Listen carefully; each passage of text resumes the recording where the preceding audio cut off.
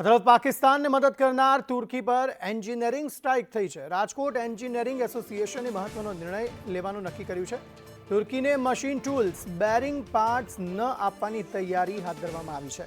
Tractor સહિતના મશીનોનું ઉત્પાદન અહીં તુર્કી માટે કરવામાં આવે છે, ત્યારે રાજકોટ ઓટો પાર્ટ્સ તુર્કીને તેના પાર્ટ્સ જે છે તે સપ્લાય નહીં કરે।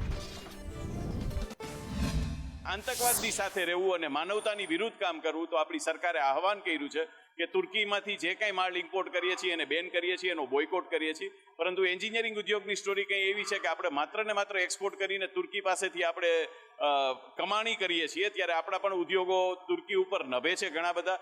પણ જ્યારે ભારત સરકાર એવું કરશે કે આપણે એના ઉદ્યોગોને બંધ કરવા છે, આપણે એનો બોયકોટ કરવું છે, તો રાજકોટની એન્જિનિયરિંગ ઇન્ડસ્ટ્રી સંપૂર્ણ તૈયાર હશે કે અમે પણ આનો બોયકોટ કરીએ છીએ ને અમે એક્સપોર્ટ નહીં કરીએ। પહેલી વસ્તુ તો ઓપરેશન સિંદૂર પછી જે પ્રમાણે ટર્કીએ પાકિસ્તાનને સપોર્ટ કરેલો છે એ બહુ યોગ્ય પગલું નથી, બિલકુલ બેજવાબદાર। ભૂકંપ ટાઈમે આપણે એમને એક સમય સપોર્ટ કરેલો હતો, ત્યારે એ સપોર્ટ ભૂલીને હવે પાકિસ્તાન તરફ વાત છે। તો એઝ એ ઇન્ડસ્ટ્રીયલ લીડર હું તમને એવું ચોક્કસ કહીશ કે અત્યારના સમયની અંદર આપણી પાસે ખૂબ સારી ટેકનોલોજી છે, આપણી પાસે ખૂબ સારા રિસોર્સિસ છે, વર્લ્ડ લેવલે આપણે સૌ